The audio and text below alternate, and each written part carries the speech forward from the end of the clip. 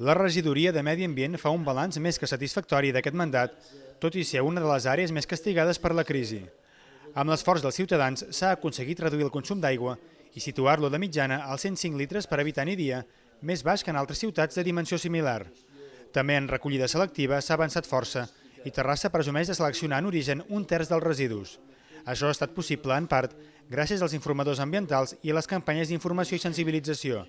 Aquestes també han arribat a les escoles a través de la xarxa local d'Escoles Verdes i del centenar d'activitats del Programa d'Acció Ambiental.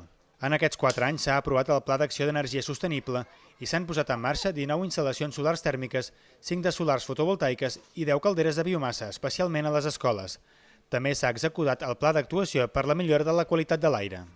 Tenim una ciutat molt preparada. Terrassa és una ciutat compacta, complexa, amb diversitat d'usos, però que aquesta compactivitat fa que aquesta contenció fa que l'estalvi, l'eficiència en l'ús dels recursos i de l'energia li donen una clau de sostenibilitat important. En aquest mandat s'ha posat en marxa l'Ambiciet, el servei públic de bicicletes que ha arribat a tenir més de 7.000 usuaris registrats. Des d'aquest gener el servei és de pagament i de moment són pocs els que han renovat la seva adhesió. En el Centre d'Atenció als Animals Domèstics s'han formalitzat més de 2.000 adopcions i gairebé 1.000 recuperacions. S'han obert 260 expedients. De torrents i rieres se n'han netejat 7 quilòmetres lineals i s'hi han recollit 14 tones de residus.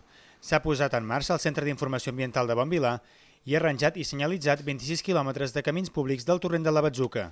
També s'ha posat en marxa el Parc Agroforestal al nord de la ciutat amb la intenció de cultivar-hi blat, alguna llegum, olives i alguna varietat de fruita.